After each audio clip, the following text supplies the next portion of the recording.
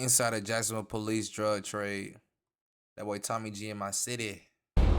What does it mean to you to be taking drugs off the street? It means a lot. We try to keep our community safe. We'll do whatever it takes to enforce the law and take drugs off the street. I probably know every place they going. Right here, isn't it? Yep, it's that one. Should be second block on the right. Round. Hey, watch this car. Watch this car. Vids did a sweep. This fire, this nigga is actually a part of this. What's up? It's search warrant.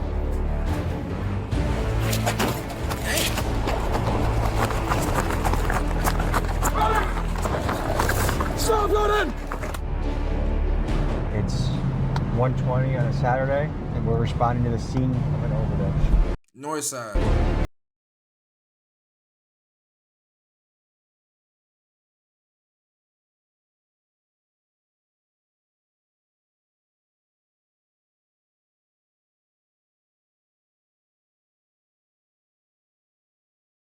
What you just witnessed was an operation from Jacksonville's undercover narcotics unit raiding the house of a suspected drug dealer. You also just saw a snippet of their overdose team investigating a drug-induced death to see if there's a drug dealer that they need to find and charge with a homicide. Currently, Jacksonville law enforcement is receiving nationwide attention for things like cutting their county's homicide rate in half over a 1-year period and Damn. That means Jacksonville gonna be bigger and bigger. We already got 1 million niggas right now. Give it like 5 years, it's gonna be crazy. employing state-of-the-art crime-fighting technology. For a few days, me and the boys embedded with Jacksonville Sheriff's Office to see their methods in action. This video is part 1 of a 3-part series we are releasing, with part 1 focusing on how Jacksonville fights drug-related crime, and for part 2 we will be on a night patrol with cops and K9 units, and for part 3 we will be looking into how their SWAT team and gang task force tackles murders and gang violence. This, folks, is unprecedented access that we are proud to bring to you. Let's get to it. Experience your new PC by Digital Storm. That nigga TK Waters wanted exposure, okay? He already famous for putting out Fulio. That nigga is hella people just gonna start coming to Jacksonville and shit, bro. They already got a name now, so this is fire. Hella creators gonna start blowing up. Hopefully I blow up soon, bro.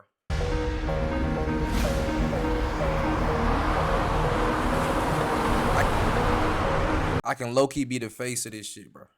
In terms of like YouTube, bro, I can do it. Folks, we are pulling up on an undercover drug raid. There's a drug task force here in Jacksonville that is really trying to crack down on fentanyl and the problems that drugs bring into a community. This is a blood pumping type of experience. This is something where you breach a door and someone resists. There This is a movie type shit. could be shots fired. You might have to bring in SWAT. You might have to, it's a high pressure job. Let's go in and check this out and see what the next step is. We were walking into an office where undercover officers worked and where their top secret operations were planned. So we were instructed to keep the cameras low until it was time to move out on this raid. So I'm Lieutenant Manna with the Jacksonville Sheriff's Office The C Bada. narcotics unit. I'm over narcotics and vice.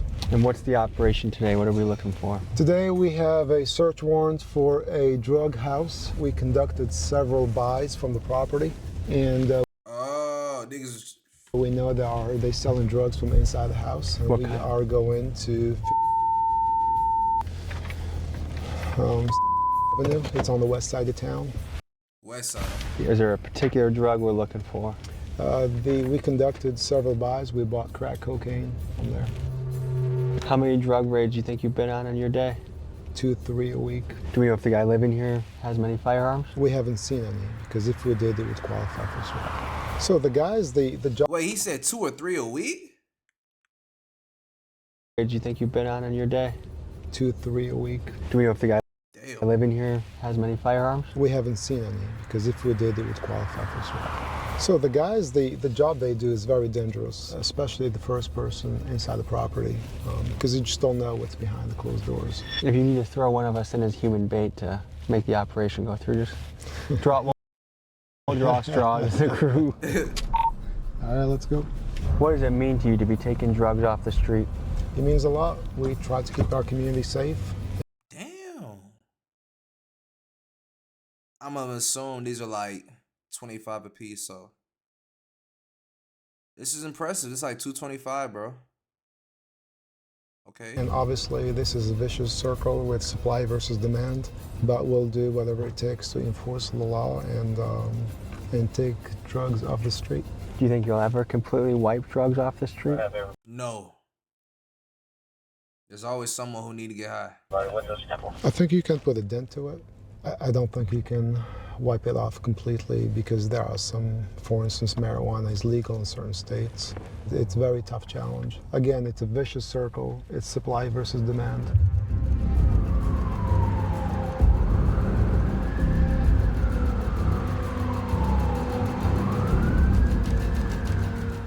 Where's that guy going right there? He's going in? Yep, he's going to the door. All right. Okay, yep, we're going to take him too. It's right here, isn't it? Yep, it's that one. Should be second block on the right. Oh shit. Door looks to. The boy strapped too. They already got all the riot gear, all the shit. Door's brown. Hey, watch this car, watch this car. Park the V and then we hop out real quick.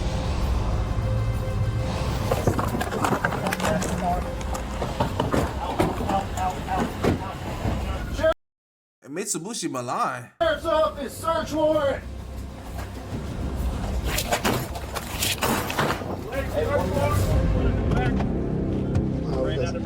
There's somebody running in the back door. I got two, gray jacket, black pants, another one. They're running, they ran out of the apartment complex. Stop resisting! Stop running! I ain't got nothing, man. I ain't got nothing, man. I got one. The other one with the gray hoodie, I don't know where he went. Stop taser. 4-5 Mike's flooding in the back. What do you think this nigga 40 is, bruh? He better catch him.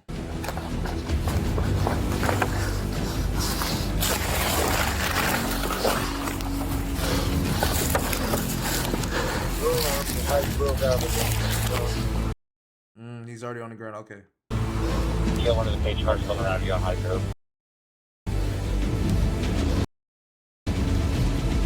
Hey guys, I just found an amazing digital marketing expert on Fiverr.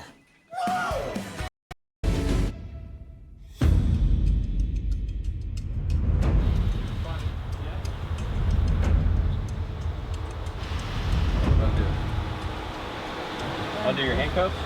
Loosen. I can fit a finger in between there, buddy. That's kind of what we got to do. Hi, y'all ready? So, in this case, we got Ah, man, this nigga dusty. a bunch of crack cocaine. We have a lot of powder cocaine.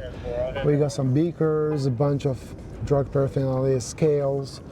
So obviously we got to say that was successful. Is crack cocaine as common as it was in early 2000s? It still is, I would say, crack cocaine, yeah. How would you Niggas, there's still crackheads out there. classify this bust? Small, medium, large? Probably a medium scale to small, small to medium. How many people in custody? So far, 3. And obviously we have a baby now, so we're trying to get hold of the mother. Apparently she's at work, so she'll be coming back. Niggas bringing babies to the bando. What goes through your head when you see a baby inside one of those houses? SMH. You won't be the first. A lot of times, so we we hold the baby, we assist, and then what we do is trying to reunite the baby with the parents. And apparently, that's the father, who's the mother, is at work. Since the father is going to be arrested, then the mother will respond to take control of her child. Do they feel like, I'm glad that this is happening, that they got busted? Absolutely. Is this nigga always like this? He's like super cool right now. Absolutely. We get feedback all the time. They don't like these guys. They don't want them here in their neighborhoods. Because they make them dangerous? Yeah, they don't want drugs in their neighborhoods. In the last year, Jacksonville Sheriff's Office has fielded over 5,000 calls for service for drug-related incidents. And in 5,000? a 2024 survey of Jacksonville is big as shit, though. I ain't gonna lie. Jacksonville residents, next to gun violence, illegal drug usage was the top issue residents wanted the Sheriff's Office to focus their resources on. A lot of times they are afraid, and the ones they step up, they give us complaints and information. We work every complaint that we get. I mean, to live in a place where, you know, dangerous guys with guns are in and out all the time, and junkies are coming, and you have kids around here. And this is just the preliminary search. Obviously, they go into details to search the property. And typically on the secondary search, they find additional. Yo, Tommy, bro. These angles and cameras, bro. I don't know, but you upgrading your shit, bro. This is getting real cinematic. Drug paraphernalia and additional drugs.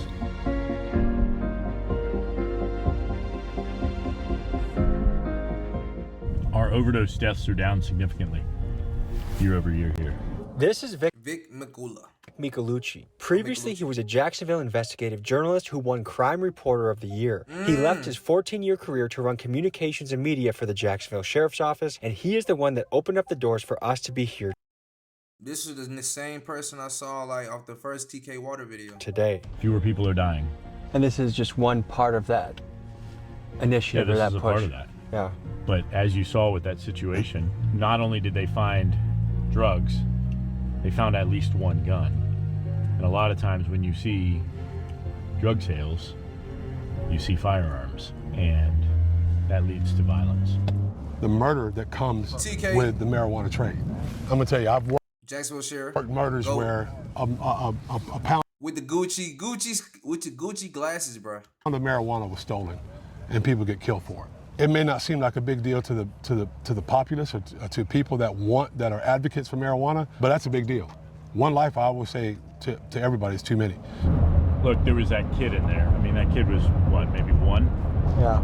I don't think there's any excuse for that. Yeah, Whether you're dealing drugs, doing drugs, around people that are doing drugs, to expose that child there. And we've had multiple issues of accidental overdoses with kids. And we've put that out, and thankfully, the most recent instances, our officers were able to save those kids. But imagine having to give Narcan to a 1-year-old. We just got to watch a successful raid take down an armed crack dealer, but Jacksonville's war on drugs has another side to it, the Overdose Task Force. Whether we'd meet them this trip depended on one thing, an overdose happening while we were in town. Early Saturday afternoon, that call came in. Why is everyone spiraling over YouTube banning ad blockers? Like, chill guys, just use Pi. It's a free Chrome extension. So we've been on standby the 4 days we've been in Jacksonville for when an overdose happens, we're gonna get the call.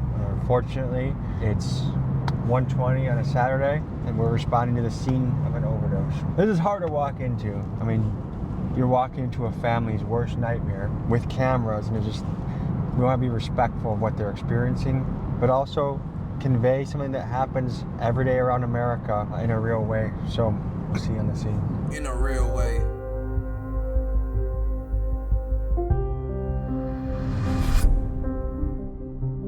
Right now, the victim is still present. Bro, all these drug dealers' houses be dirty as shit, bro. So we're gonna allow you guys to come in, just kind of keep a distance. We'll be collecting a bunch of things. I think that would be very good, and like as far as the recording and stuff. Who are you and what do you do? What's your role? So I am Sergeant Kay Cruz. I am with the Jacksonville Sheriff's Office. I'm a part of the Narcotics Overdose Death Investigations Unit. We are allowed to cross the threshold and film inside the mentality? Yeah. Just because don't. we have consent from the family? Yeah, and then that's also why I was speaking to the next of kin, because I didn't want her to be like, why is media here? So I was explaining to her the reasoning for you guys being here and like helping, produce information to give out to, the public to hopefully prevent future overdoses for overdose awareness.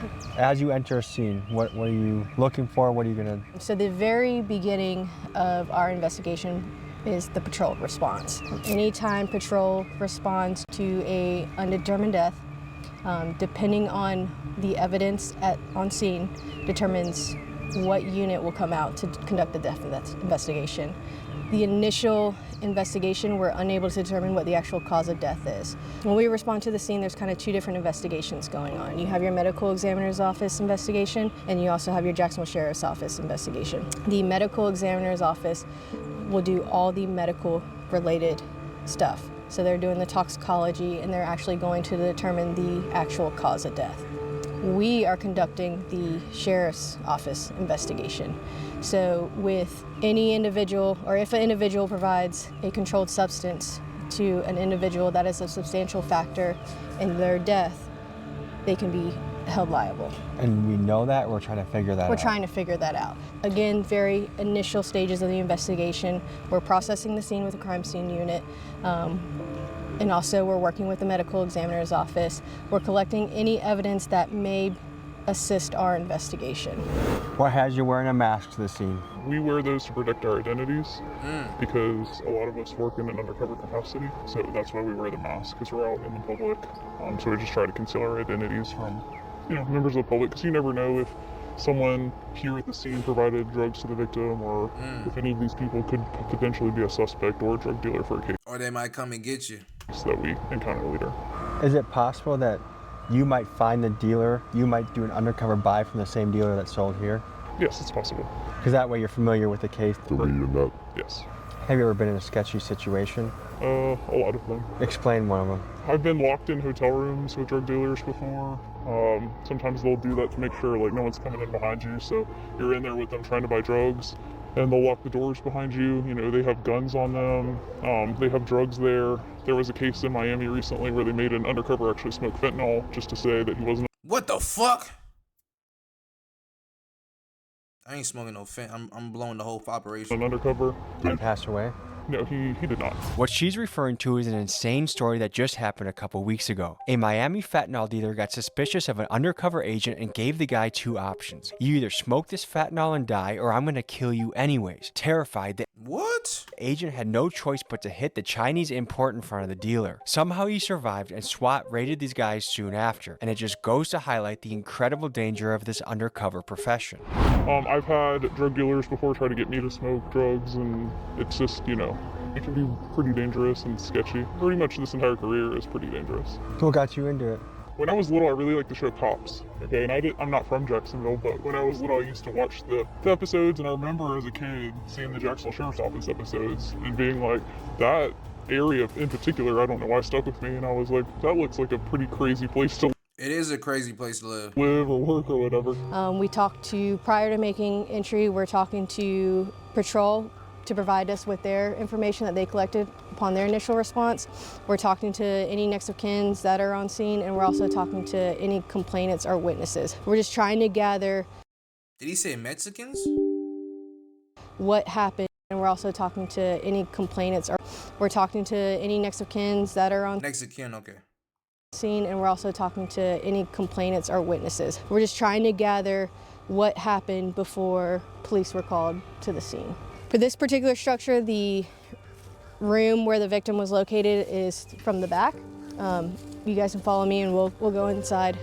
Not all heroes wear capes. Some carry multimeters and save the day when the temp is going up and your AC goes down. They're called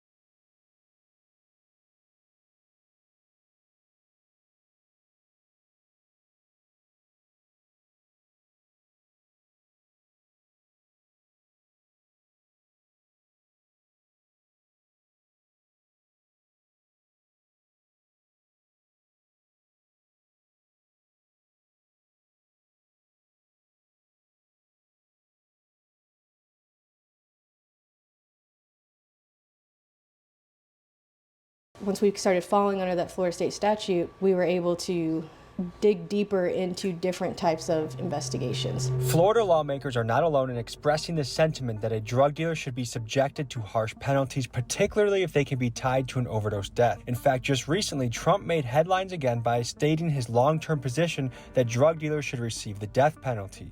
Damn.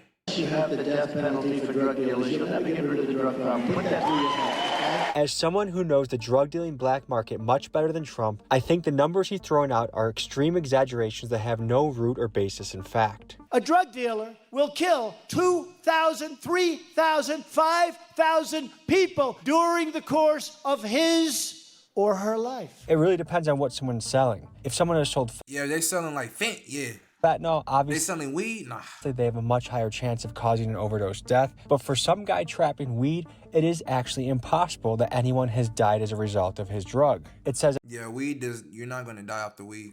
on the DEA's own website that no one has overdosed from marijuana, and yet it's still a Schedule 1 drug. However, no one has died. I do agree that a drug dealer needs to be held liable if what he sells kills someone. The question is, to what extent? What do you guys think in the comments? Should a drug dealer be given a death sentence if they cause an overdose death? I found Yeah. interest Or like they should be given a murder charge. in Second not degree only at least. giving closure to the family of the victims, but putting all the pieces together to try and determine who actually sold illegal drugs to the victim. How many calls like this a week do you typically respond to? The overdoses, they come in waves. There are times that we can get 10 in a week. There are times that we can get 0. There's no way to determine how many call outs a week that we're going to get. Crime scene units here, the narcotics overdose detectives are here. They are taking photographs, they're looking around, pointing out or trying to locate any evidence that may be narcotics related. They are waiting for the medical examiner's office to arrive. Once the medical examiner's office arrives, that's kind of where we're now dividing into like 2 investigations, but we work very close together. Like I said, I think the more information we get out there to the public, make aware that it's not only fentanyl. Yes, fentanyl, that's what we're hearing in the news. It's a dangerous, deadly drug, but any illegal substance can cause a death. Well, thank you for what you do. Yeah, thank you. Some Americans would say, hey, alcohol is legal. Alcohol has a lot of problems. I mean, if you look at domestic disputes, violence, fights, drunkenness, DUIs, yet that's a huge multi-billion-dollar industry.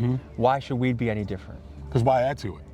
But why add to the problem that alcohol already causes? Because prohibition doesn't work. The war on drugs has not solved since the 70s the issues of drugs in our community. So let me ask you this question. Because we should legalize marijuana because people like to smoke it, we should legalize cocaine, methamphetamine. We should legalize fentanyl. We should legalize all those things? No, of course not. Just because people like it, there are certain things that you just shouldn't do, and I think the government should uphold a standard. So what gave you reason to believe that this could be a narcotic overdose in the first place? So, based off the evidence that is located at the scene of a death, so for this particular incident, there is narcotics paraphernalia and additional narcotics on scene. We cannot on scene determine the cause of death. That will be for the medical examiner's office investigation. Because of the evidence that is located on the scene, we want to get a jump start on our investigation. So the van actually pulled up super close, and we're keeping family further out, so it should be okay.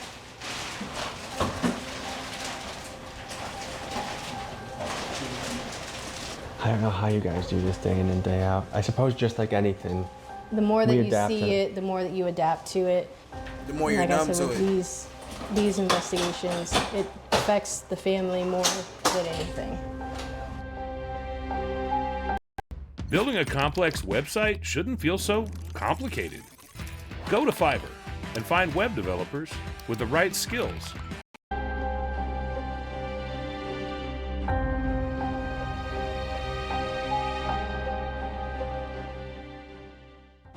I think this just goes to show how one death can affect so many people. It's such a ripple effect. Right. As you hear the family in the background, I think this goes to highlight, I would not have the stomach for this type of job. And there's Bro. and the fact that people like you are boots on the ground and see some of this, look death in the face almost on a daily basis sometimes, and have to deal with families and all the thing that come with it. I mean, Right, I will say that making that next of kin notification is the worst part about our job, because we're having to tell a loved one that their loved one is no longer here.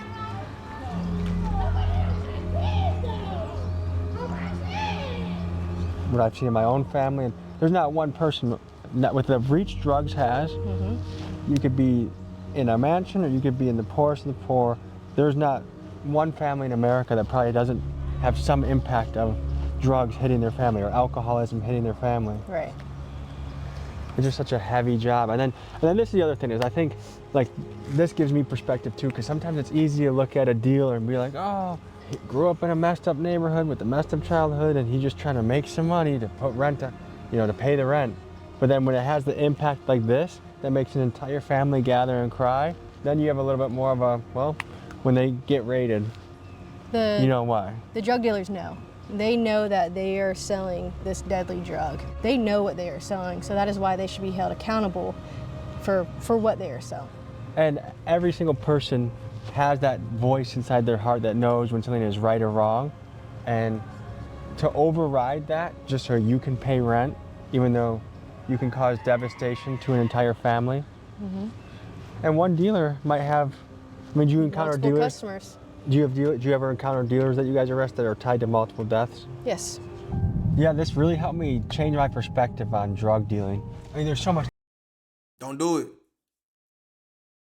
That comes with this. There's family members that have to pay for the funeral. There's how many people had to call off work to leave here and come. There's people that their lives can be permanently altered by the grief. I mean, I've seen that in my own family very well. Just in today's episode, the fact that a dad is selling crack cocaine next to his baby, and then we land in this scene over here when he's passed away and the family's crying, like, you gotta raise your standards a little bit. It makes me thankful. I mean, for the detectives, they have to collect bodies and investigate, and then the people that have to risk their life to go undercover to do the work to catch these guys, that's more of a risk than most of us are willing to take. It's an honest job, it pays the bills, and these are people that go to bat for us in our community. So, a really interesting perspective of how Jacksonville is fighting the flow of drugs through the city. That was a deep dive into the world of Jacksonville crime fighting and the drug division, their narcotics division. Thank you for joining. The support's amazing. I appreciate you guys. I'll see you next week. Thank you. Folks, you just saw a glimpse of what Jacksonville law enforcement does. And next week, we'll dive even deeper, doing a night patrol episode that involves a kidnapping call, going out on a I wonder why you chose my city.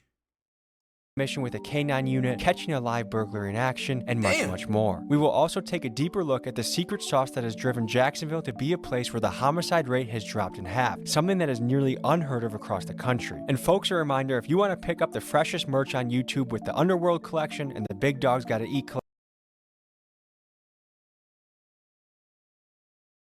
Good video, Tommy. I'm not